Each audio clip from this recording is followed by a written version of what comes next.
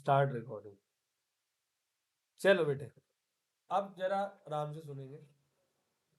तो मैं ये कह रहा हूं कि जैसे ग्रॉस टोटल इनकम हम निकालते हैं उस रेजिडेंट की पांचों इनकम को ऐड करके, तो फिर माइनस होती है क्या? डिडक्शन। और डिडक्शन में जैसे ही आप माइनस करते हो उसके बाद क्या आ जाती है? Total income. तो टोटल इनकम जब आती है तो उस पर हम लोग क्या कैलकुलेट करते हैं? टैक्स कैलकुलेट करेंगे। टैक्स कैलकुलेट आपने देख लिया, वो पूरा प्रोसीजर, मार्जिनल रिलीफ, ये सरचार्ज वगैरह सब कुछ हो गया। 50 लाख से ऊपर हो तो क्या होगा, 1 करोड़ से ऊपर है तो क्या होगा। एंड में बंदे की क्या आ जाती है? टैक्स की लाइबिलिटी आ जाती है। अच्छा, मैंने टोटल इनकम के और क्वेश्चन भेजे थे, कर लिए थे? करो वो चैप्टर, मैं कह रहा हूँ उसको ना तीनों पोर्शन को एक बार और करो शुरू से। क्या होगा? डीटी की पूरी रिवीजन हो जाएगी, क्योंकि अकेला वो चैप्टर पूरी डीटी की रिवीजन है, तो वो पूरा कर लेना, ठीक है। और ये जो हम चैप्टर कर रहे हैं इसमें मोस्टली थ्योरेटिकल है, थोड़ा बहुत प्रैक्टिकल है, थ्योरेटिकल है, तो इस पे आपको रटने वाला चैप्टर है। तो टैक्स लाइबिलिटी बनेगी। अब इस टैक्स लाइबिलिटी में टैक्स पेबल आएगा, और फिर हम कोई अगर टीडीएस वगैरह दिया होगा तो टैक्स पेबल में से वो जो टीडीएस मेरा जमा है वो माइनस करके नेट टैक्स लाइबिलिटी हमारी आ जाएगी। This is the procedure of computation of tax liability of, या तो इंडिविजुअल की आएगी, या एचयूएफ की आएगी, कंपनी की आएगी, पार्टनरशिप फर्म की आएगी, एओपी की आएगी, बीओआई की आएगी, लोकल अथॉरिटी की आएगी, जिसकी भी एक शब्द में बोलो ना सर, पर्सन की आएगी। ठीक है, ऐसे कुछ है।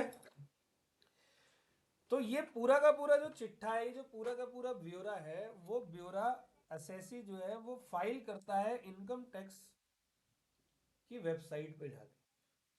अब खुद तो फाइल जनरली नहीं करते, क्योंकि सारा उनका सिस्टम इतना वो ढीला है। तेरे को तो पता होगा इनकम टैक्स का जो वेबसाइट है, आप जब रिटर्न फाइल करेंगे तो बड़ी मुश्किल होती है आम आदमी को, तो वो किसी के थ्रू फाइल करवाता है। तो जनरली छोटे मोटे बंदे होते हैं तो अकाउंटेंटों से ही करवा लेते हैं, काम तू ही कर दे। तो बड़ी कंपनियां हैं, बड़ा बिजनेस है, तो चार्टर्ड अकाउंटेंट वो फाइल करते हैं।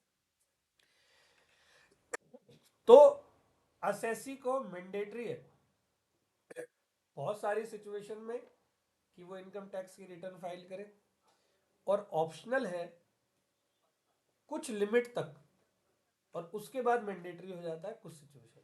नहीं समझिए मैंने क्या बोला।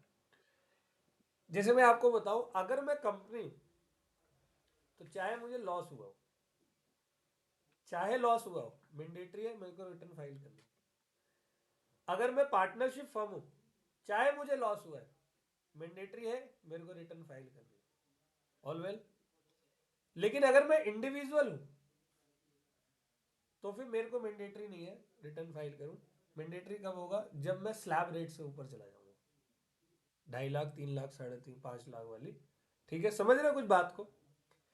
तो अब इस चैप्टर के अंदर आपको इन्होंने एक सेक्शन दिया है, देखो सबसे इंपॉर्टेंट सेक्शन 139, उसके सबसेक्शन है 1 2 3 4 5 6, हम वो पढ़ेंगे। तो आज शायद ये 139 ही चलेगा। उम्मीद है 2.5 से 3 क्लास में ये चैप्टर कवर हो जाएगा। आज तो क्लास ही लेट चालू हुई है, तो मुझे लगा 3 ही क्लास में कवर होगा। तो हम इस चैप्टर में पढ़ेंगे सबसे पहले कि रिटर्न ऑफ इनकम फाइल करने के लिए कौन सा पर्सन रिक्वायर्ड है, यानी कि कौन बंदे को रिटर्न फाइल करनी है। समझ गए मालिको? तो section 1391, filing of return of income, persons required to file return of income. तो देखो, एक company is required to file return of income under section 1391 irrespective of its income और लॉस। ठीक है, चाहे मेरा इनकम हो चाहे मेरा लॉस हो, एक कंपनी को रिटर्न फाइल करनी ही करनी है। A partnership firm is required to file return of income under section 1391 irrespective of its income और लॉस, चाहे उसको इनकम हो चाहे लॉस हो। Individual, HUF, AOP, BOI, AJP. AJP क्या होता है? Artificial judicial person. ठीक है, are required to file ROI return of income provided their income, उनकी इनकम डिडक्शन और कैपिटल गेन के सेक्शन नंबर 54 और उसके भाई बहन 54B, D पढ़ाया हुआ है, EC वगैरह। इससे पहले मतलब इससे पहले इनको एडजस्ट नहीं करना। इनको एडजस्ट करने से पहले उस बंदे की इनकम 2.5, 3 और 5 लाख से, समझ गए? तो 2.5 से ज्यादा होगी तो मैंडेटरी है, 2.5 से कम होगी तो मैंडेटरी नहीं, ऑप्शनल है। तो क्यों ही भरेगा कोई अपनी इनकम टैक्स की रिटर्न? All well.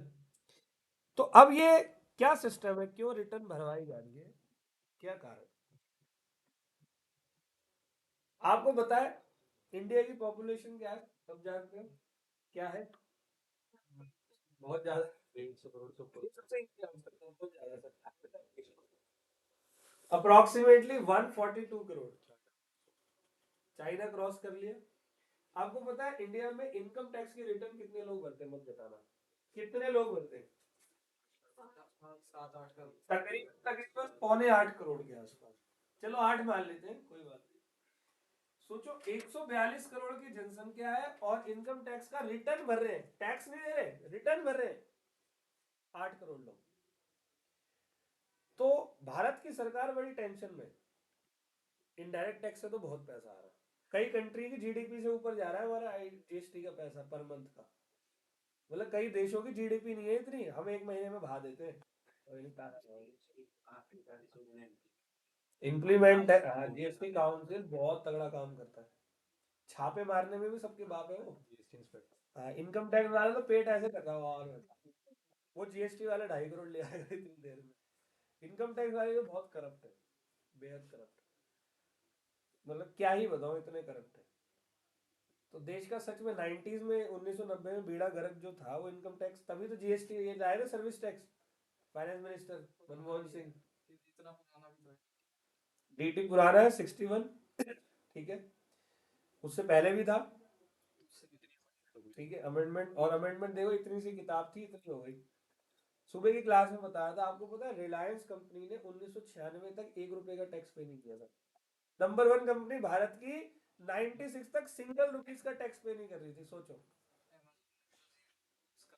और बहुत कंपनियां हैं, वोडाफोन आइडिया का केस, जो वोडाफोन हज का 11,000 करोड़ का केस था। तो वो लोग क्या करते थे, लूप होल निकालते थे। तो इनकम टैक्स वाला उसी लूप होल को मैंने क्लबिंग की वीडियो में बताया हुआ है, अगर देखी हो किसी ने, कि क्या होता है, लोग कांड करते और इनकम टैक्स वाला उस कांड पे अमेंडमेंट लाता है। तो इसीलिए धीरे धीरे किताब ऐसे हो गई, देख रहे हो? ठीक है, इस बार भी तुम्हारी इस चैप्टर में अमेंडमेंट आई हुई है, ठीक है, मैं बताऊंगा आगे, आज की क्लास में नहीं आएगी, अगली क्लास में। तो रिटर्न ऑफ इनकम में ये बता रहा है कि भाई 8 करोड़ लोग टैक्स भरते हैं, रिटर्न भरते हैं, और लोग हैं 142 करोड़। सरकार परेशान है, हालांकि ये तो गड़बड़ हो रही है। तो गवर्नमेंट ये चाहती है जानबूझ के, वो ऐसे ऐसे पैतरे अपना रही है कि आप लोग रिटर्न तो भरो। आपको देखो, अगर किसी बंदे ने अपनी इनकम, एक्चुअली में उसकी 20 लाख इनकम है और 7 लाख इनकम दिखाई, मतलब रिटर्न भरी, उसको पकड़ना आसान है। लेकिन कुछ कोई बंदा है जो 2 करोड़ कमाता है, उनने रिटर्न ही नहीं भरी कभी, उसको पकड़ना बेहद मुश्किल है। तो देखा होगा तुम्हें, चाचा ताऊ और ये बाप दादा है जो लोकल कॉलोनी के होते हैं, इनके 4-4 मकान होते हैं, 4 मकान है, 12 फ्लैट है, 6 दुकानें हैं, 2 मिट्टी के तेल के डिपो है, 2 राशन का वो है, उसने बोला ITR भरे हैं। अच्छा, इनको पकड़ना बड़ा मुश्किल है, क्योंकि ये इनकम टैक्स के दायरे में आते ही नहीं। उनको पकड़ना आसान है जो इनकम टैक्स के दायरे में आते हैं, मतलब जो रिटर्न भरते हैं। तो गवर्नमेंट चाह रही है कि आप लोग रिटर्न भरो।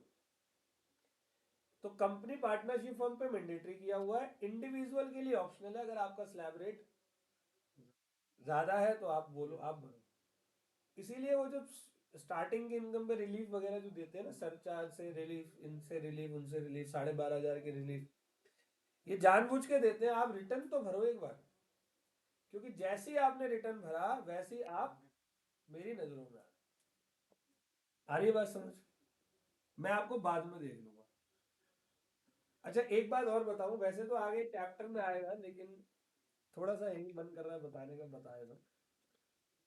टोटल 8 करोड़ रिटर्न जो सबमिट होती है ना इनकम टैक्स डिपार्टमेंट पे, तो department maximum to maximum 3% total return की स्क्रूटनी करता है। 8 करोड़ का 3% क्या, कुछ 24 लाख। वो सिर्फ 24 लाख रिटर्न्स की स्क्रूटनी करता है, बाकी को तो देख ही नहीं पाता। सोचो 142 करोड़ ने भर दिया तो क्या होगा, अगर 142 करोड़ ने रिटर्न भर दी तो क्या होगा। तो ये नाकामी है इनकम टैक्स डिपार्टमेंट की।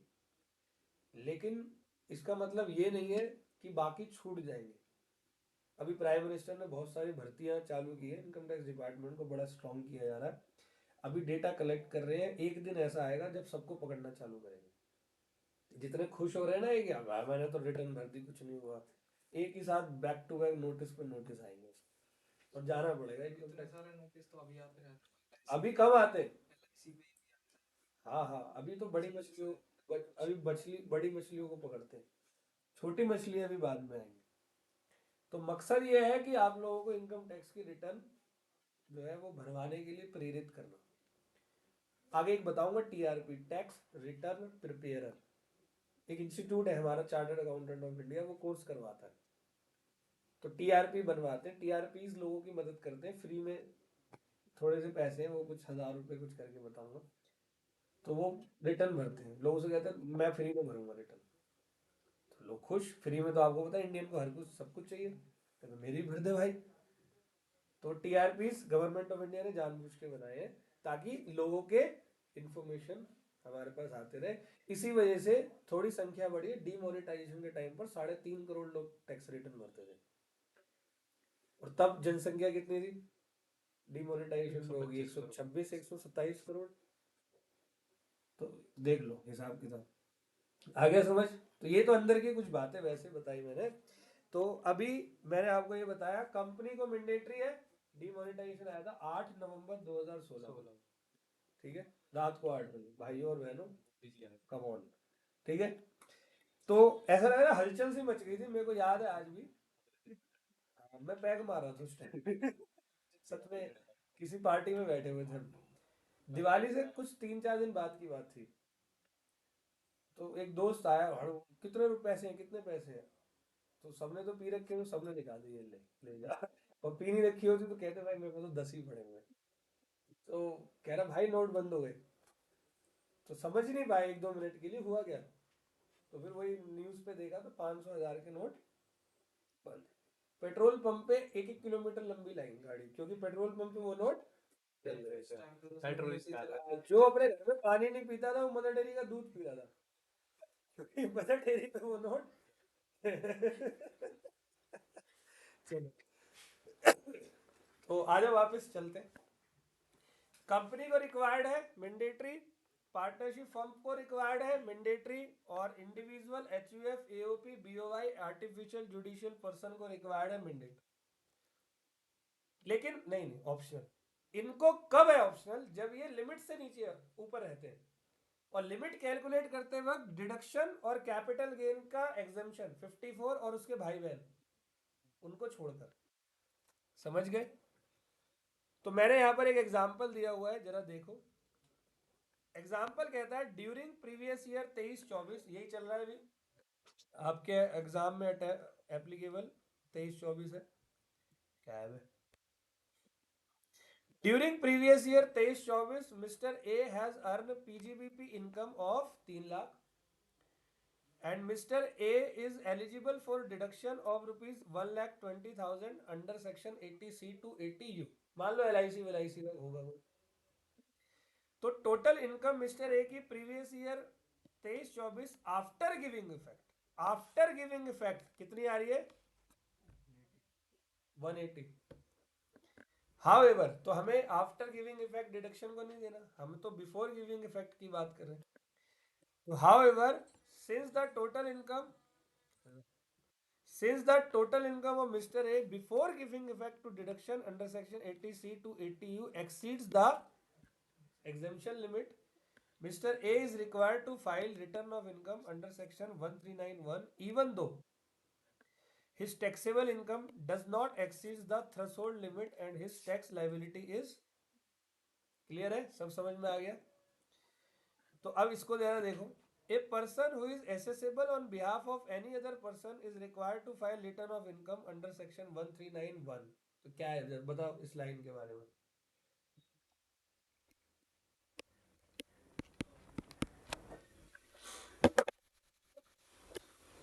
क्लबिंग है। क्लबिंग का मतलब क्या? चैप्टर। असल में चैप्टर का नाम है इनकम ऑफ अदर पर्सन, जो होती है वो एसेस करते हैं किसी और के बंदे, तो उसमें भी सेम है, प्रोविजन पूरा सेम है। Deduction before giving 80C to 80U है, जीरो नहीं है। ठीक है। एग्जाम्पल मैंने दे रखा है, mister B B's minor son has earn a GTI of rupees 4 lakh on account of personal skill and in the present case Mr. B would be required to file return on behalf of his minor son. तो a person resident and ordinary resident in India is required to file return in following two cases irrespective of his level of GTI. ROR पता है, resident and ordinary, where such ROR is the beneficial owner या beneficiary of any assets located outside India including a financial interest in any entity located outside India, or where such ROR has signing authority in any account located outside India. अगर मैं ROR हूँ, बेशक मेरी income कम है, लेकिन अगर मेरा कोई बेनिफिशियरी इंटरेस्ट है किसी एसेट से या किसी फाइनेंशियल से जो आउटसाइड इंडिया का है, तो फिर मेरे को रिटर्न भरनी ही पड़ेगी। इवन मुझे बताना पड़ेगा चाहे मेरी कोई इनकम नहीं है, तो आउटसाइड इंडिया का चक्कर अगर होता है तो मेरे को एक्सप्लेन करना पड़ेगा। जैसे मान लो आपको अभी फोन आ जाए +92 से, क्या होता है, इंडिया का कोड क्या है, कंट्री कोड, और 92 किसका है, पाकिस्तान से, 1 मिनट में स्क्रूटनी हो जाएगी आपकी, पूरा चिट्ठा चेक कर लेंगे फोन आया कि उसके पास। तो इसीलिए +92 से किसी की मिस कॉल भी आए थे ना, बंदा सिम तोड़ देता है, लिटरली कह रहा हूँ, डर लगता है लोगों को कहीं मेरे ऊपर ही टेररिज्म का वो ना लग जाए, इतना खौफनाक नंबर है +92। ठीक है, ये ओके, कोई दिक्कत यहाँ तक? तो मैंने आपको क्या बताया, तीन हमने, वैसे 5 बातें पढ़ी। 5 बातें क्या पढ़ी? कंपनी को अपना रिटर्न फाइल करना, कंपनी के अलावा पार्टनरशिप फर्म को रिटर्न फाइल करना, individual HUF AOP BOI artificial judicial person को रिटर्न फाइल करना ऑप्शनल है। अगर उनकी इनकम 2.5 लाख 3 लाख 5 लाख से ऊपर जाती है तो फाइल करो, लेकिन ये जो ऊपर की इनकम है ना, ये डिडक्शन और कैपिटल गेन के 54 और भाई बहन को छोड़कर है। फिर ये कहता है कि अगर मैं, मतलब मेरा बेटा है, माइनर है, वो अपनी पर्सनल स्किल से कुछ लेकर आ गया, लेकिन वो उसकी अभी उम्र नहीं है, वो ITR भरता ही नहीं अपनी, ना उसके पास पैन कार्ड है ना कुछ है, तो उसके ब्याह पर अब इनकम टैक्स पे रिटर्न कौन पे कर रहा है, मैं पे कर रहा हूं। तो सेम कंडीशन है वही, 2.5 lakh 3 lakh 5 lakh before giving effect. और लास्ट बात, अगर मैं भारत का रेजिडेंट एंड ऑर्डिनरी रेजिडेंट हूं और मेरा जो कंडीशन है, मेरा जो इंटरेस्ट है वो किसी लोकेटेड आउटसाइड इंडिया के किसी एसेट्स से है, या मैं कोई बेनिफिशियल ओनर हूँ किसी एसेट्स का, या कोई फाइनेंशियल इंटरेस्ट है, तो अब तो कुछ नहीं देखना, 2.5 लाख 3 लाख 2 लाख 50,000 कुछ नहीं देखना, मेरे को टैक्स पे करना पड़ेगा। अरे मेरा कोई बेनिफिशियल इंटरेस्ट इंडिया के बाहर, मान लो सिंगापुर में कोई एसेट्स है वो मेरी है, या मेरे दादाजी ने मेरे नाम पे कर दी, चाय का बागान मेरे नाम पे कर दिया, और मैं ROR हूँ इंडिया का। ROR तो पता है ना, बेसिक और एडिशनल दोनों। तो चाहे मेरी आज कोई इनकम नहीं है, मैं इंडिया में कुछ नहीं करता, मैं आराम से तंबाकू खाता हूँ, डाल के पेड़ के नीचे पत्ते पत्ते खेलता हूँ, बीड़ी पीता हूँ, लेकिन वहां से मेरे को माल आता है सिंगापुर से, तो फिर मेरे को रिटर्न बने, चाहे मैं 2.5 लाख से नीचे आ गया। तो कुछ लेटेस्ट इंसर्शंस आए हुए हैं, जरा वो देख लेते हैं। RNOR रिटर्न भरने के लिए मैंडेटरी नहीं होता। अरे NOR है वो, इनकम नहीं है उसकी, इनकम होगी तो भरेगा ना, इनकम नहीं है तो क्यों भरेगा। मेरी इनकम ही नहीं है, मैं इंडिविजुअल 2.5 लाख से नीचे है, क्यों भरूं? दिमाग खराब है मेरा? वो सीए मांग रहा है 1800 रुपये, क्यों दूं उसको मैं? सही है। अब लेटेस्ट कुछ चीजें आई हैं, जरा वो भी देख लो, बड़ी अच्छी बात है। कह रहा है एनी पर्सन अदर देन ए कंपनी और फर्म, क्योंकि इन दोनों को क्या है, इनको तो मैंडेटरी, इनके लिए इंजर्शन क्या लेकर आए, कुछ नया आया हुआ है, जरा देखो। Any person other than company और firm who is otherwise not required to furnish return under section 1391, जिसको रिटर्न फाइल करने की आवश्यकता नहीं है, is required to file ITR in the prescribed form and manner on or before the due date in the following situations। तो ये बंदा अपनी ITR भरेगा। The person has deposited an amount or aggregate of the amount exceeding rupees 1 crore in one or more current account maintained with a banking company or cooperative bank in the relevant years। उसने अपने current account में 1 करोड़ रुपए तक की transaction दिखाई हुई, income नहीं है, ट्रांजेक्शन है। अब बिजनेस है, बिजनेस की तो ट्रांजेक्शन होती है, लोग पैसे भेजते रहते हैं। इनकम टैक्स वाला कहता है देख भाई, चाहे तेरे को लॉस हुआ, लेकिन तेरे 1 करोड़ की ट्रांजेक्शन हुई है, साले तू इतना अनोखा भी नहीं है कि तू 2.5 लाख की लिमिट में नहीं आएगा। चल मैंने मान लिया तू नहीं है, तू रिटर्न भर, चेक मैं कर लूंगा कि तू 2.5 लाख की लिमिट में आएगा या नहीं आएगा। तो 1 करोड़ रुपए से ऊपर अगर एक्सीड्स 1 करोड़ है, मतलब 1 करोड़ तक हुई तो नहीं, 1 करोड़ 1 रुपए से चालू है, ऑल वेल। फिर ये कहता है the person has deposited an amount of aggregate of amount exceeding ₹50 lakh in one और मोर सेविंग अकाउंट, या मैं सेविंग बैंक अकाउंट में 50 लाख से ज्यादा डालता हूँ, तो इनकम टैक्स वाला आ गया कि मैंने, मेरे आई नहीं, दादी के हैं। सर अगर किसी का क्लेम आया हो बंद करो, हाँ तो वो के भरना, टैक्सेबल है क्लेम भी, यहाँ टैक्स नहीं मांग रहे, ये कह रहे रिटर्न भरो। बाद में डिसाइड होगा। वो तो आप दिखाए, अब रिटर्न भरोगे, रिटर्न में बताओगे ना इनकम, तो वो तो इनकम टैक्स वाला खुद ही उसने सारे स्टेप दे रखे हैं, अगर टैक्सेबल होगा तो भरना, नहीं है तो नहीं भरोगे। अब क्लेम क्या होता है, जैसे कि कोविड वॉरियर था,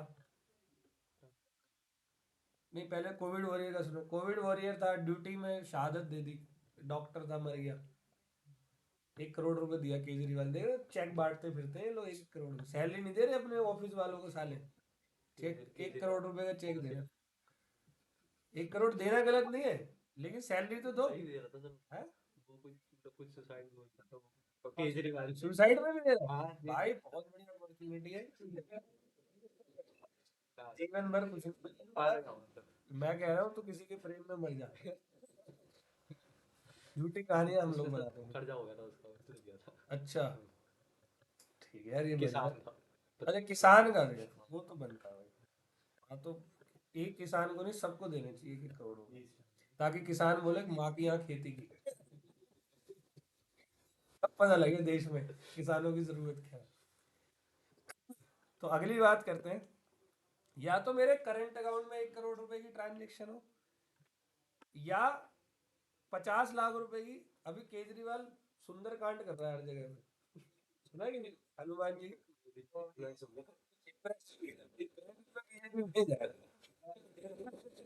मुझे पता है जीने तो देंगे नहीं, इन्हीं के साथ आ जाओ, क्लब ही घुस। सही है, जेल से कहते हैं बाहर आ जाएंगे। ठीक है। तो 2 पॉइंट समझ में आ गए। अच्छा एक बात होता है, लॉजिकल नहीं है, किसी के बैंक में 50 लाख आ रहे हैं, कह रहा है मेरी तो इनकम ही नहीं है, मैं तो, मेरे को कुछ है ही नहीं।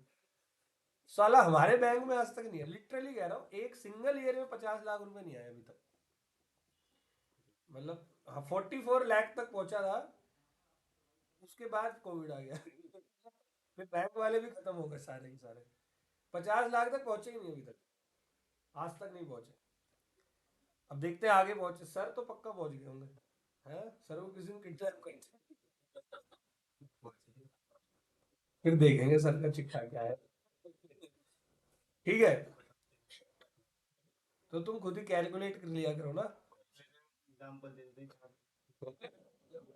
सुबह से यहाँ शाम को यहाँ मदनगिरी में इतने बच्चे, अगले बैच में इतने, रात तक ये वो, महीने का 10 लाख। ठीक है, ठीक है।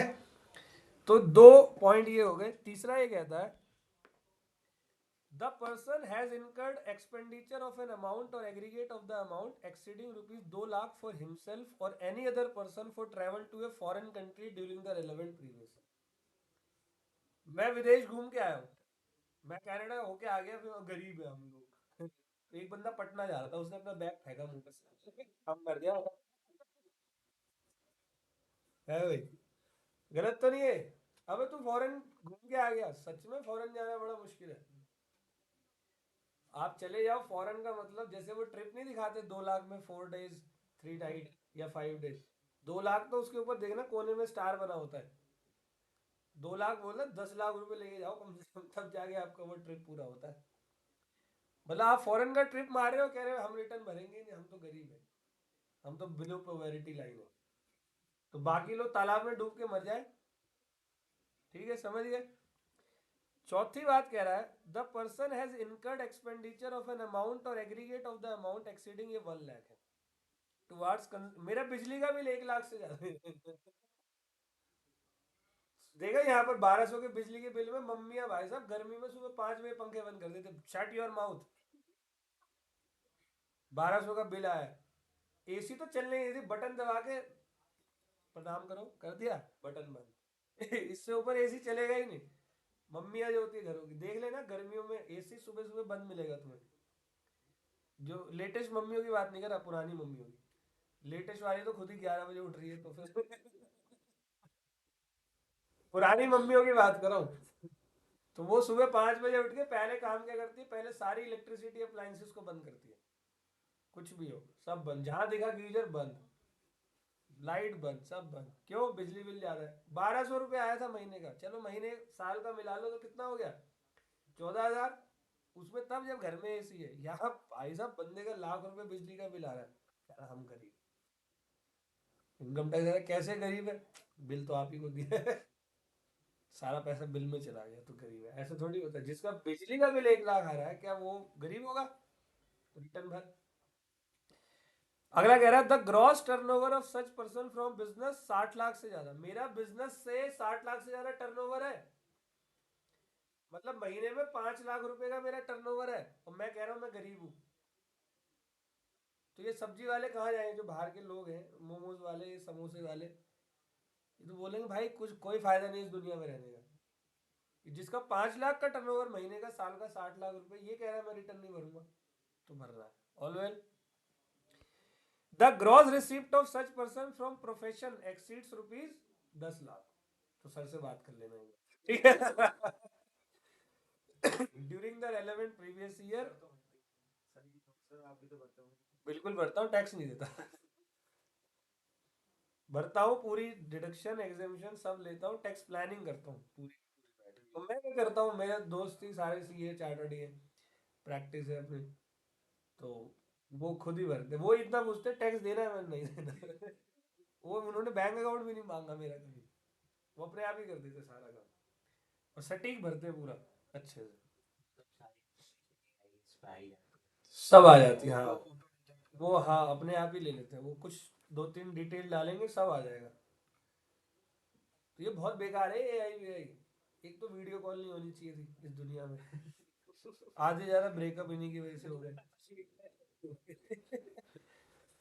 है ना, हुए नहीं हुए? बंदा साला झूठ बोल, पहले तो झूठ बोल के जा भी सकता था, पहले तो जा भी सकता था कहीं, अब बोलती है लोकेशन भेजो। अच्छा मेरे साथ ऐसा कुछ नहीं है अभी तक, लेकिन बहुत लोगों के साथ है, कहती है लोकेशन भेजो, आप साला क्या करें, फिर सीधा फोन स्विच ऑफ। अब तो फोन स्विच ऑफ का बहाना नहीं कर सकते, क्योंकि सी टाइप का चार्जर सबके पास होता है, ठीक है ना? बड़ा समस्या है। एक तो ये वीडियो कॉल नहीं होनी चाहिए थी, एक व्हाट्सएप ये सब नहीं होना चाहिए था, फोन ही नहीं होना चाहिए था, बंदे ही नहीं होने चाहिए थे। कीपैड वाला कीपैड वाला बढ़िया था। गुस्सा है दीवार पे मारो, गुस्सा ठंडा हुआ, बैटरी लगाई, फोन। अभी का मार ही नहीं सकते। हाँ मैं एक बार, मेरा फोन 3rd फ्लोर से नोकिया का नीचे गिर गया, मैं कॉन्फिडेंस था कुछ नहीं हुआ होगा, गया नीचे, बैटरी लगाई, सिम लगाई, और जैसे ही ऑन किया वो दोनों हाथ आते थे ऐसे नोकिया, फोन पे बात हो रही है मस्त, मस्त गालियां सुन रहा हूँ लोगों की, ठीक है।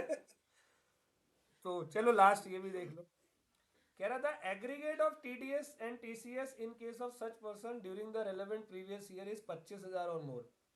उस बंदे का टीडीएस कटा है 25,000 का।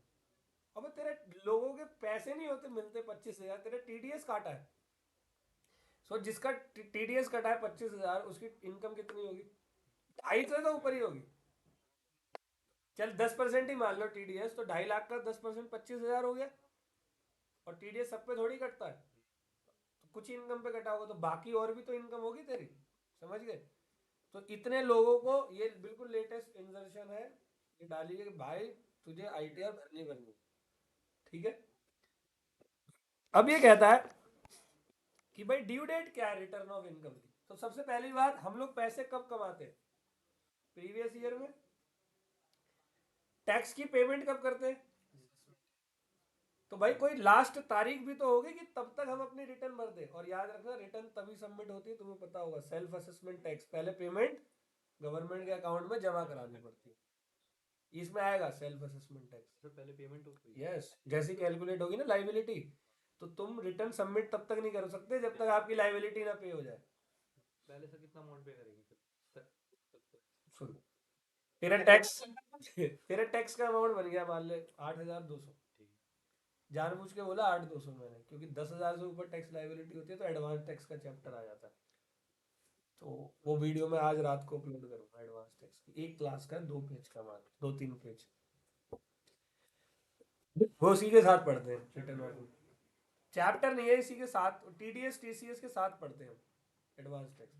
तो मैंने क्या बोला, टीडीएस टीसीएस वाला चैप्टर मैं अपलोड करूंगा, तो पार्ट्स में डालूंगा, एक एडवांस टैक्स, फिर टीडीएस टीसीएस। ठीक है। अब उसके बाद आप लोग मेरे को ये बोल सकते हो डीटी में ऐसी कौन सी चीज है जो आपको परेशान करती है, उसका वीडियो मैं बना के डालूंगा।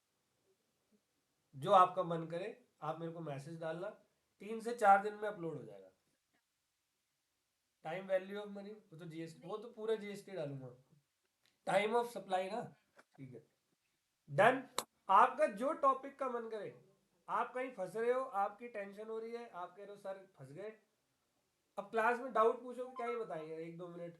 आप मेरे को बोलो पूरा वीडियो 10 मिनट का 8 मिनट का बना के, नोट्स के साथ छोटा सा नोट बना के अपलोड, पैसा आया भाई। डिडक्ट हो गए। डायबिटीज सही क्या है, देख ले। तुमने देखा है? इंश्योरेंस ठीक है। ये सब डायबिटीज हो गया यार। सुनना, तो क्या कह रहा था मैं आपको? 8,200 बता रहे थे आप। नहीं, उससे पहले, हाँ, कोई भी वीडियो आपका जो मन करे, आपके पास समय है अच्छा खासा, तो लास्ट टाइम का वेट मत करो। आप मेरे को बोलो, मैं वो वीडियो बनाऊंगा और अपलोड करूंगा। ठीक है, जो बोलो। अब ये कि हाउ एवर का मीनिंग मत पूछ लेना। ठीक है, अच्छा खासा टॉपिक। अरे वापिस आते हैं, तो अभी 1391 ही चल रहा है। Due date for filing return of income, तो मैं ये कह रहा था ना, कमा रहे हैं प्रीवियस ईयर में, और जमा हम कब कर रहे हैं? असेसमेंट ईयर में।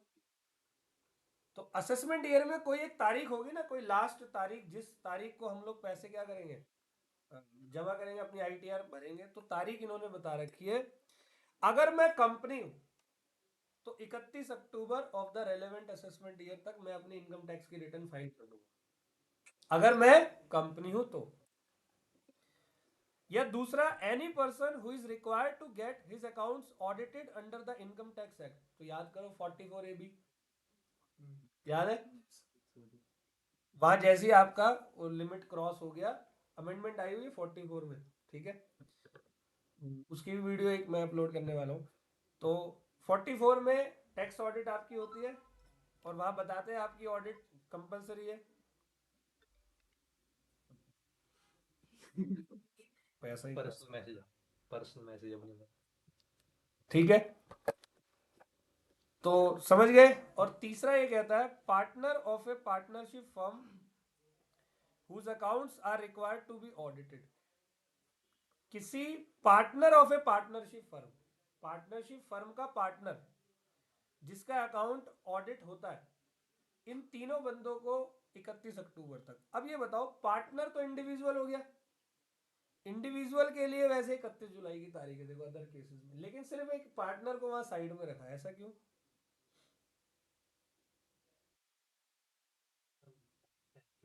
पार्टनर की इनकम कहां से आती है? और फर्म से आने वाली इनकम पार्टनर पे शेयर ऑफ प्रॉफिट टैक्सेबल नहीं होता है, एग्जेम्प्ट होता है, फिर भी उसको रिटर्न तो फाइल करनी पड़ेगी। लेकिन फर्म की रिटर्न कब जाती है? फर्म की 31 अक्टूबर, फर्म को ऑडिट होता है ना। और पार्टनर की पहले कैसे चली जाएगी फिर? पार्टनर ने झूठ बोल दिया तो पार्टनर को पता ही नहीं है मेरे को प्रॉफिट कितना मिलने वाला है, इसलिए पार्टनर को बोला है कि तू अपनी फर्म की जो डेट है उसी के साथ में अपनी रिटर्न फाइल। समझ गए? डन है। तो आगे बढ़ते हैं। हैं? डेट्स में डील पेनल्टी लगेगी। डेट्स में डिले होता है तो इसके लिए आगे पेनल्टी लगेगी। ये चैप्टर ही उसलिए पेनल्टी है, इंटरेस्ट देना पड़ता है 1% का। सेक्शन 234 बी, 234 सी, 234 ए, वो आपको लेट भरने पे आपके ऊपर पेनल्टी है। ठीक है। अब यहाँ पर एक एग्जांपल्स है, तो कुछ एग्जांपल आप देखो। तो example number 1, mister R is engaged in a manufacturing business. R कहाँ पर है? उसका टर्नओवर प्रीवियस ईयर 23-24 का 105 लाख है। Since the turnover exceeds 1 crore, mister R would be required to get his account audited under section 44 A B. Yes, अगर provision वहां के याद हो। 1 करोड़ से ऊपर क्या होता है? Tax. Accordingly, the due date for filing of return of income in the present case would be all well. XYZ and company is a partnership firm of 3 partners. कितने पार्टनर है? Mr. A, B and C. Mr. A and Mr. B are working partner, whereas C is a sleeping partner. The turnover of a partnership firm for the previous year 23-24 is 200 lakh. तो due date क्या हो जाएगी? क्योंकि audit होगी। Note, where an assessee is engaged in undertaking specified international transaction and such assessee is required to file transfer pricing report under section 92E of Income Tax Act, the due date for filing return of income in case of such an assessee shall be 30 November of the relevant assessment year. Since 92E is not covered with the scope of CA intermediate syllabus, इसीलिए हम आपको only the 2 dates specified above। लेकिन आपको knowledge के लिए मैं बता देता हूँ, अगर आप किसी इंटरनेशनल ट्रांजेक्शन में इन्वॉल्व हो तो आपके ऊपर transfer pricing report under section 92E आपको भरना पड़ता है। ठीक है, मान लो आप कहीं इंटरनेशनली आपके पैसे की आवाजाही है तो आपको 92E भरना पड़ता है। ऑल वेल, तो इसकी जो डेट है वो 30 नवंबर की, लेकिन ये आपके सिलेबस का हिस्सा। ठीक है, तो आपको 2 डेट ही याद रखनी है। कौन सी? 31 जुलाई और 31 अक्टूबर। 31 अक्टूबर किसके लिए? एक बार रिपीट कर देते हैं। कंपनी, एनी पर्सन जिसकी ऑडिट होनी है, और पार्टनर। जनरली देखो ना, वो जो मैंडेटरी वाले लोग हैं ना 31 अक्टूबर है, और ऑप्शनल वालों के लिए जो 2.5 लाख की यूनिट है उसके लिए 31 जुलाई। हाँ बेटे, गलती से लगा दिया।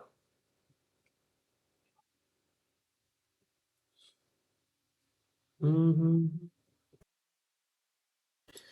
तो आगे बढ़े।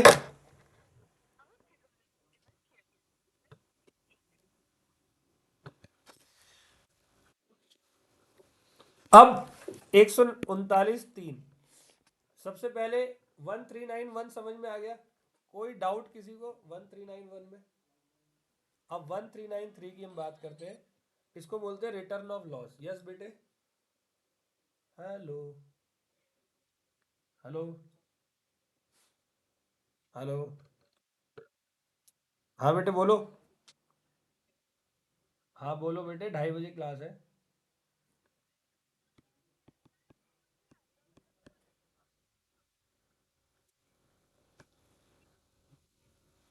तो फिर छुट्टी कर लो बेटे। हाँ आप मना कर दो, मना कर दो। ठीक है, आप बोल देना कि सब तबीयत खराब है, आपस में बात कर लेना।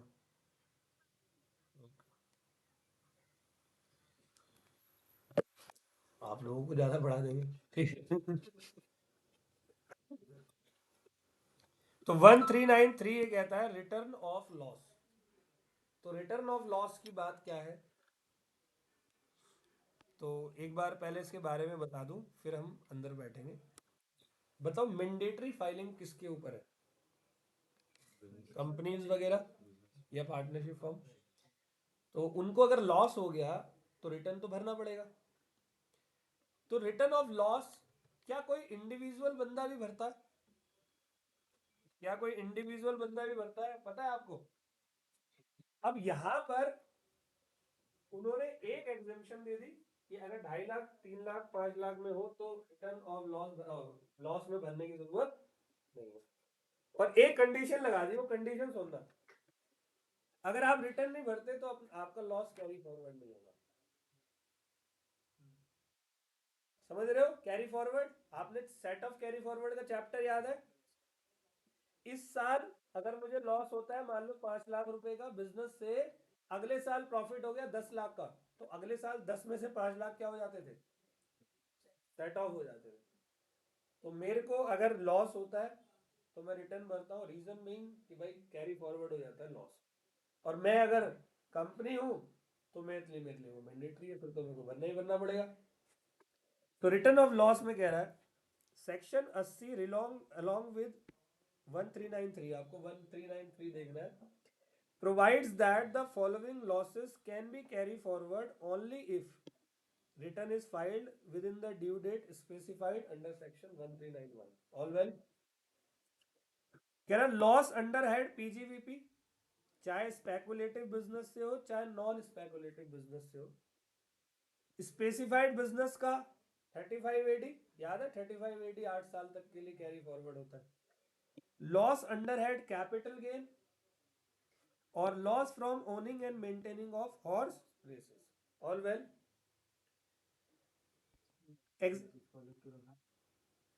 अलग वहां भी रखा है चैप्टर में भी, 4 साल के लिए होता है कैरी फॉरवर्ड। अब यहाँ एग्जाम्पल बाद में पढ़ेंगे, पहले ये देखो। However the following losses are allowed to be carry forward even if the return of loss is not filed. कुछ ये वाले लॉस हैं जो कैरी फॉरवर्ड कर सकते हो, चाहे आपने रिटर्न नहीं भरी इस साल। एक तो हाउस प्रॉपर्टी, यहां से एमसीक्यू आते हैं। House property and unabsorbed depreciation, बात समझ में आ गई? अगर a return of loss has to be filled by the assessee in his own interest and the non-receipt of a notice from assessing officer requiring him to file the return cannot be a valid excuse under any circumstance for the non-filing of such return. Further, a return filed under section 1393 is treated at par with a return filed under section 139, मतलब 1391 की तरह ही 1393 मानी जाती है। बस एक specifically क्योंकि इसका लॉस के लिए बनाया गया है तो 1393। तो 1393 को आप ट्रीट 1391 कर सकते हो। समझ गए? कोई दिक्कत? अब एग्जांपल देखते हैं। ABC limited has incurred a business loss of ₹10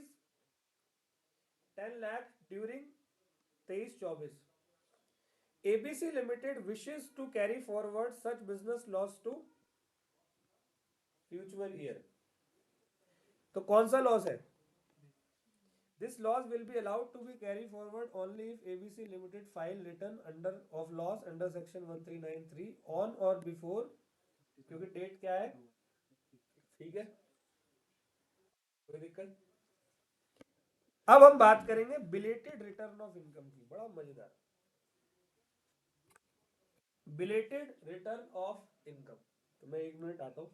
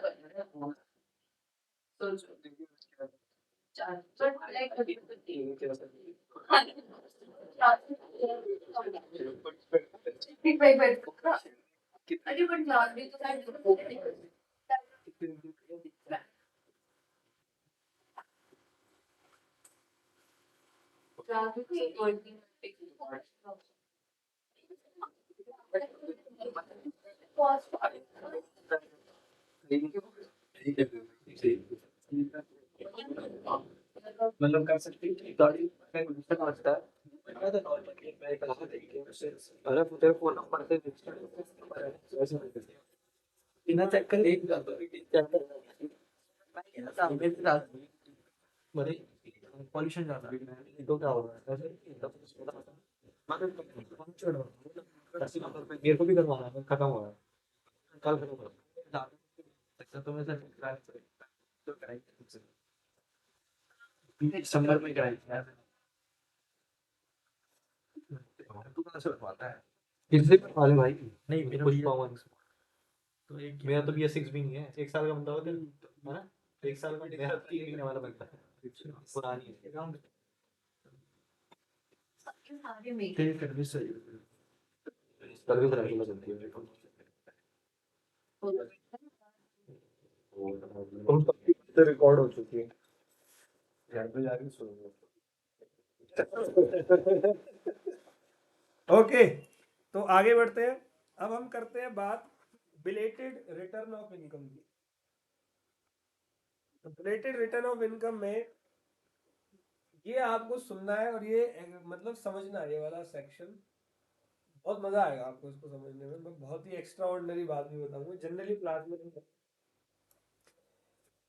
तो क्या हुआ है कि where a person has failed to file his return of income under section 1391 within the prescribed time limit, he may furnish a belated return under section 1394 at any time before 3 months prior to the end of relevant assessment year or before the completion of assessment whichever is। जब तक explain नहीं करूंगा समझ में नहीं आने वाला क्या लिखा हुआ। मैं दोबारा से रिपीट कर रहा हूं। Where a person has failed to file his return of income under section 1391 within the prescribe time limit he may furnish a belated return. मतलब अगर उस बंदे ने 139(1) की प्रेस्क्राइब टाइम लिमिट जो थी उसमें रिटर्न नहीं भरी, तो प्रेस्क्राइब टाइम लिमिट क्या थी? क्या बोलना फिर?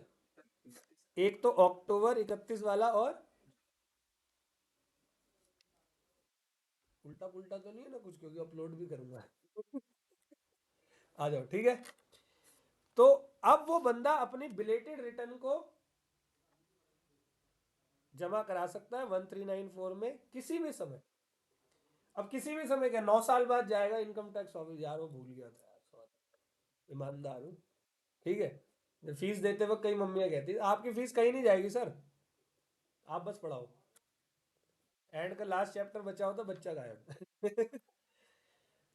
Before 3 month prior to the end of relevant assessment year. तो बेटे मेरे 23-24 का असेसमेंट ईयर कब खत्म हो रहा है? 23-24 मेरा प्रीवियस ईयर है।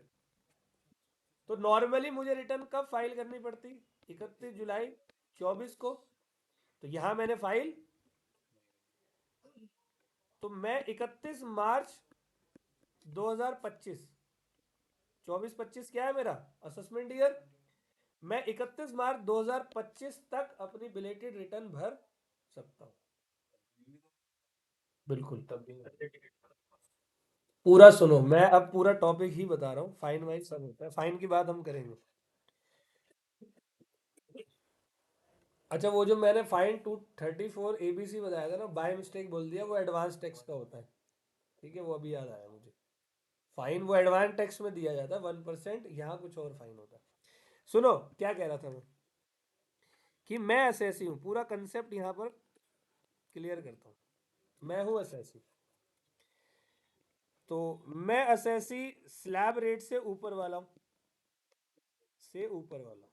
मतलब मेरे लिए अब क्या हो गया, 1391 मेरे को भरना है। मेरी इनकम 7 लाख रुपए मान लो, ऐसी मेरे को 1391 भरना है। और प्रीवियस ईयर है मेरे बच्चे 23-24, तुम्हारे लिए यही एप्लीकेबल है। असेसमेंट ईयर क्या है? 24-25। तो प्रीवियस ईयर में मैंने इनकम कमाई 7 लाख रुपए, मैंने 24-25 में कौन सी डेट पे अपनी इनकम टैक्स की रिटर्न भरनी है? 31 जुलाई 2000 नहीं भरी, मैंने अपनी रिटर्न।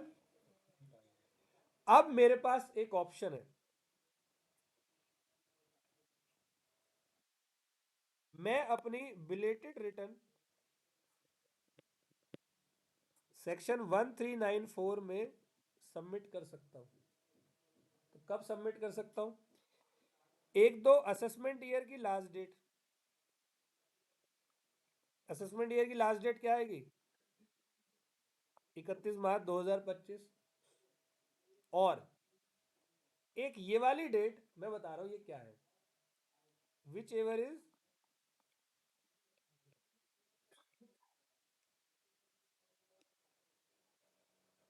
समझ गए?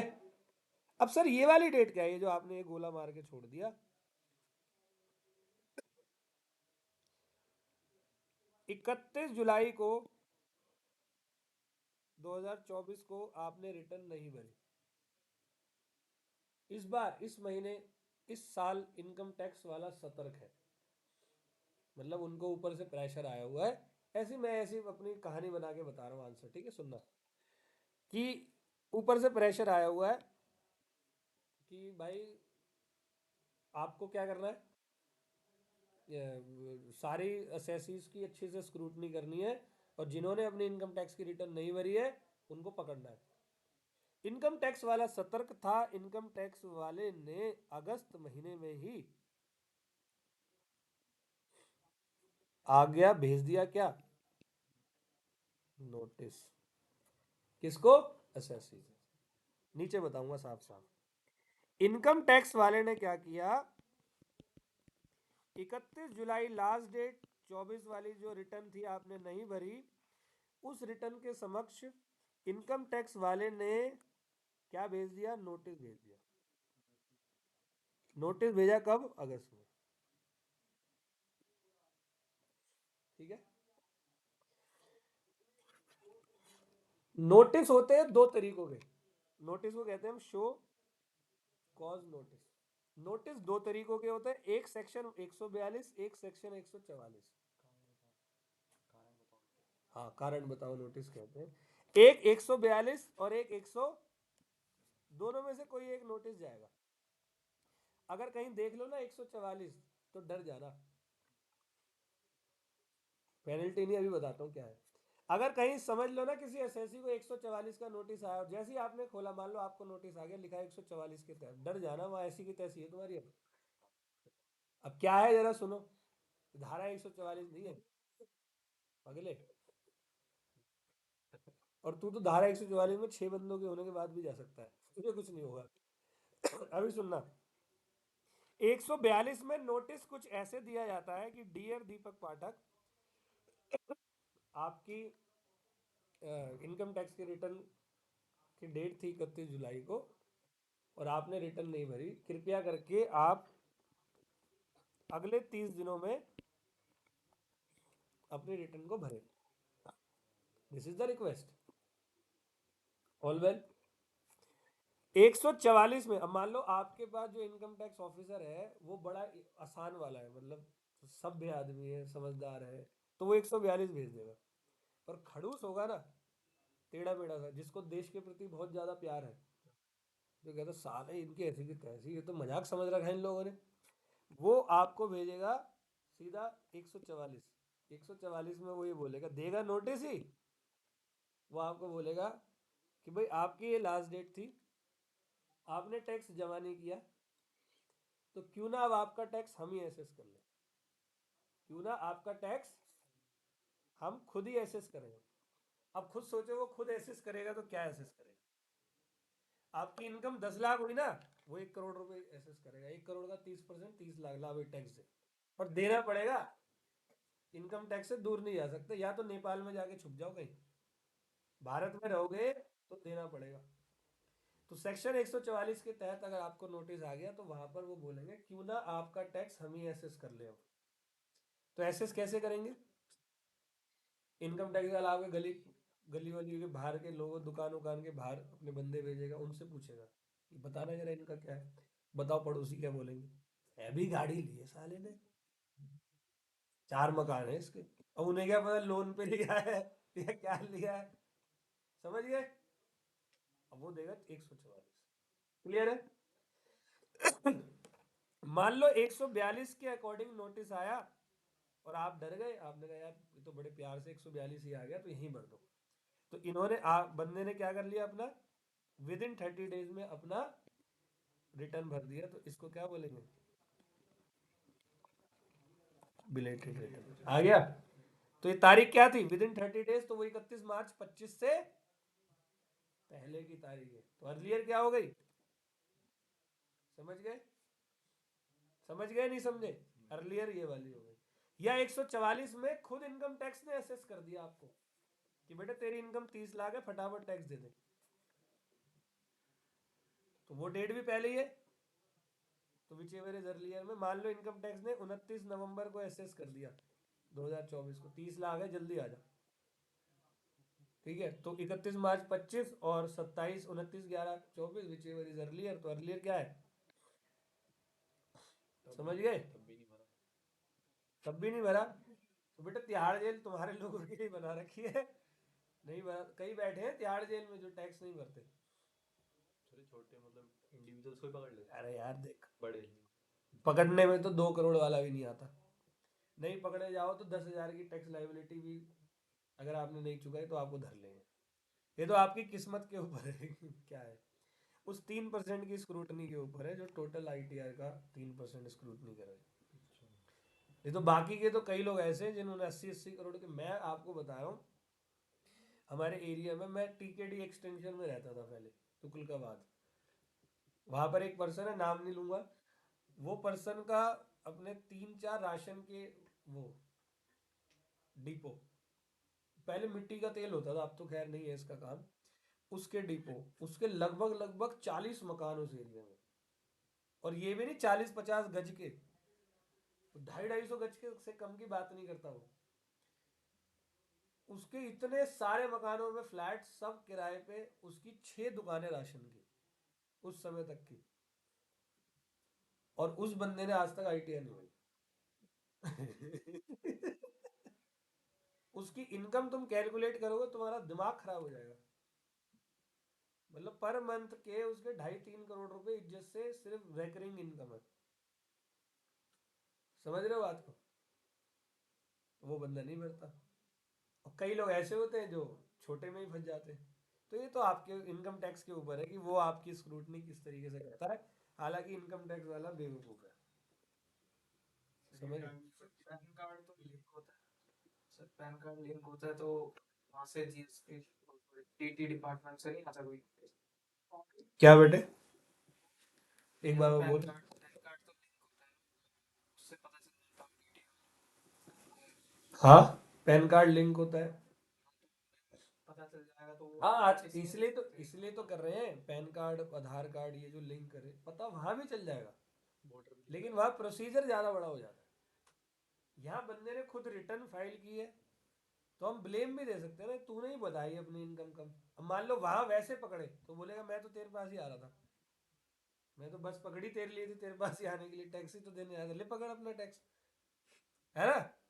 लेकिन आपने पहले रिटर्न भर दी और फिर आपको धरा उसने, साले तूने तो रिटर्न कम भरी है, अब बता, है ना? तो ये एक डिफरेंस हो जाता है। भाई मैं क्या कह रहा हूँ, अभी 8 करोड़ लोग टैक्स रिटर्न भरते हैं, ये बात इनकम टैक्स को नहीं पता। ये मैं कह तो रहा हूँ, ये डिमोनेटाइजेशन के बाद हुआ है, डबल हो गया उससे, जनधन योजना और ये आधार से लिंक पिन के बाद हुआ है। पहले कुछ नहीं था, नहीं भरते थे लोग। अच्छा, इनकम टैक्स डिपार्टमेंट ऐसा नहीं कुछ करना नहीं चाहता, उसके बस की नहीं है। इतना सा डिपार्टमेंट 142 करोड़ है, फूक मार दी तो डिपार्टमेंट की बिल्डिंग गिर जाएगी एक साथ। समझ गए? तो क्या ही करेंगे, करप्शन है, और दबा के करप्शन है। वो क्या करते हैं, 144 भेजते हैं किसी पे, ये 142 ही भेज दिया, बोले भाई 2 करोड़ रुपए लाइबिलिटी है तेरे टैक्स की, वो टेंशन में। 50 लाख रुपए। वो कहते हैं एक काम कर, तेरी लाइबिलिटी 20 लाख, 40 लाख शाम को कैश। मैं ग्रेटर कैलाश में एक मेरे रिलेटिव रहते हैं, तो उनके घर के फर्स्ट फ्लोर पे किराए पे रहता है एक इनकम टैक्स ऑफिसर, 2 गार्ड उसके बाहर खड़े रहते हैं पर्सनल, गवर्नमेंट ने दिए हुए, बहुत बड़ा ऑफिसर है वो रेंट पे करता है 3 लाख रुपए महीना। ग्रेटर कैलाश का ये रेंट है ना, 3 लाख 2.5 लाख रुपए महीना रेंट है। वो रेंट पे करता है, 4 गाड़ी है, चारों की नंबर प्लेट वो VIP वाली, ट्रिपल जी। और ऑफिसर है। तनख्वाह क्या होगी, चलो 1 लाख रुपए महीना होगी, चल ठीक है, बड़ा ऑफिसर है, 1.5 लाख रुपए महीना। इससे ज्यादा तो गवर्नमेंट में तनख्वाह नहीं है ना, 3 लाख का रेंट देता है वो। और उसके घर में ऐसे बड़े बड़े 2 कुत्ते, मतलब मैंने एक बार मापा था उसको अपने आप, कुत्ते ने जीभ ऊपर करी तो मैं छोटा पड़ गया, कहा बेटा इसको अंदर कर। ठीक है, इतना बड़ा कुत्ता है वो। गवर्नमेंट को नहीं पता, पहले उसके घर पे छापा मारा। जिसको पता है वो भी तो चोर है।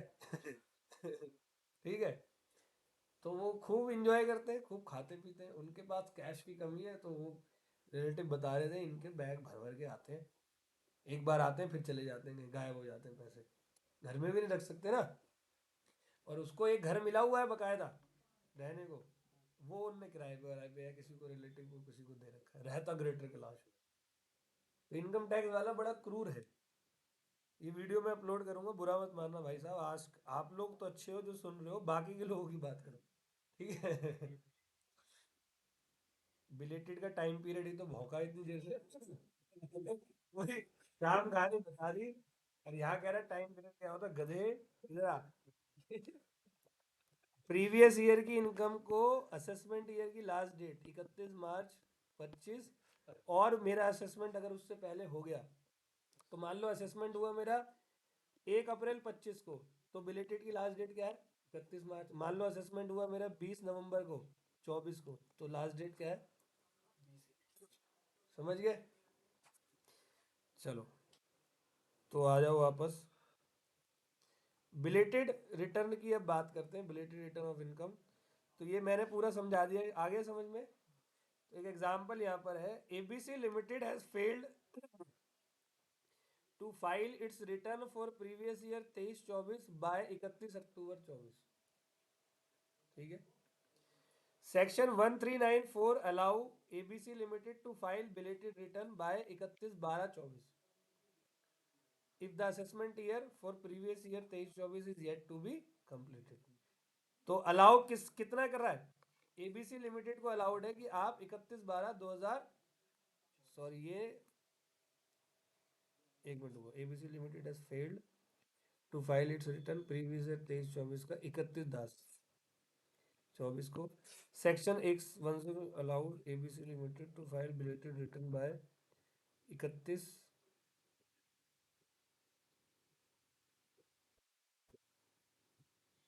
इसके अंदर एक डेट की कंफ्यूजन है, एक मिनट में सही कर देता हूँ।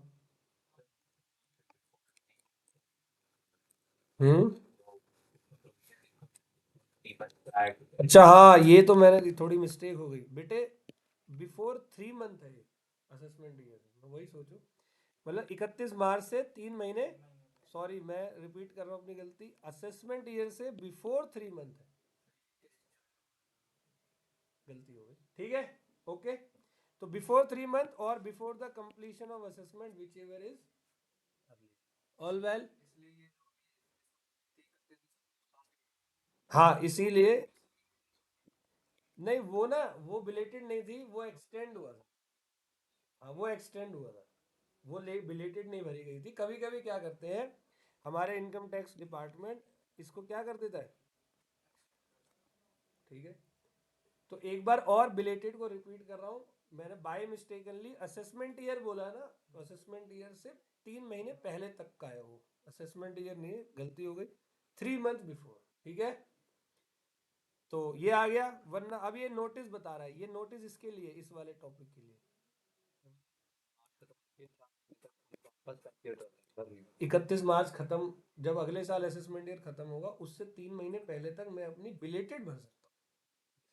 जैसे मेरा जुलाई है, तो जुलाई के बाद 31 जुलाई है ना, अगस्त सितंबर अक्टूबर नवंबर दिसंबर, 5 महीने और है।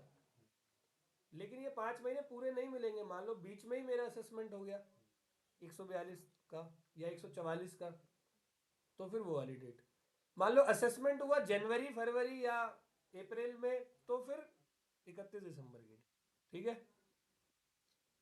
अब 142(1) क्या कहता है, कह रहा where it has come to the notice of assessing officer that an assessee has not filed his return of income within the time prescribed under section 1391, the assessing officer can issue a notice under section 142(1).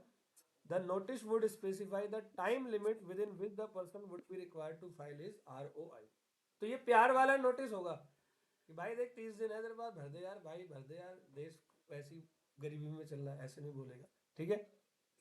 If the assessee has failed to file his ROI within the time limit specified in the notice given under section 142(1), the AO is permitted to do best judgment assessment under section।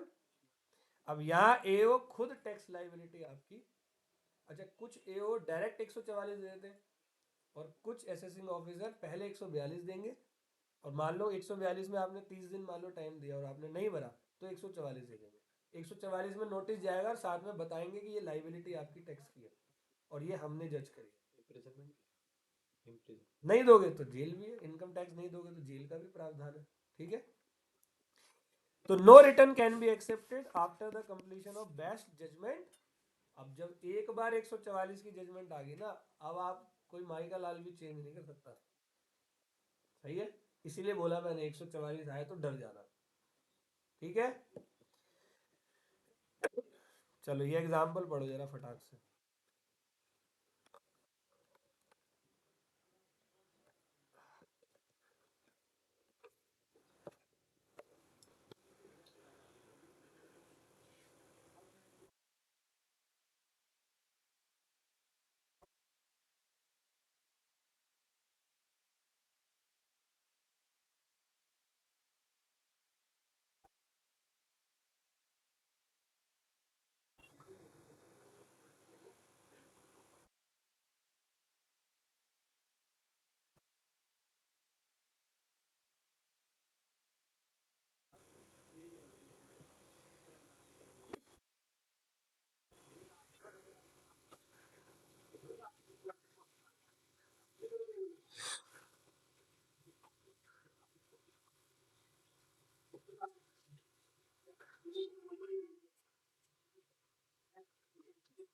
समझ में आ गया? तो मैं return देख रहा हूँ ये topic कह रहा है XYZ limited has not filed its ROI for previous year 23-24 under section 1391 by 31 October. नहीं भरा? The AO has issued a notice under section 1421 on 15/11 को नोटिस मिला कि भाई तुम 15/12 तक भर दो। XYZ ने रिटर्न ऑफ इनकम 15/12 को भी नहीं भरी, बेशरम है। AO is allowed to do best judgment assessment, 144 लग जाएगा। Let's suppose that AO complete best judgment assessment on 25/12, तो लास्ट डेट क्या थी?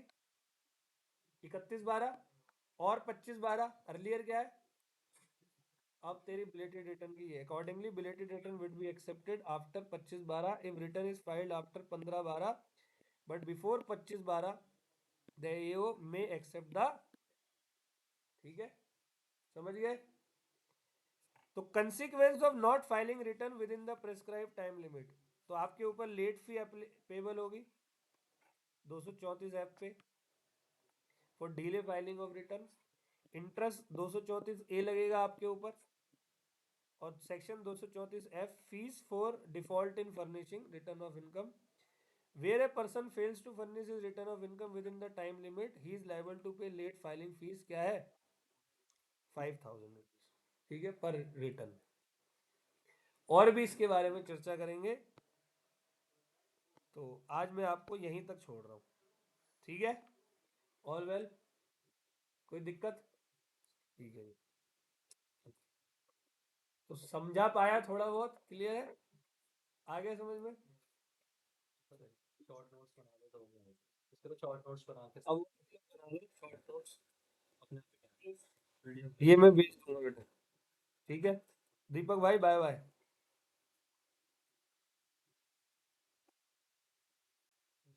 टोटल ऑनलाइन कर दिया। दूर है ना घर इसका। अच्छा ये मैंने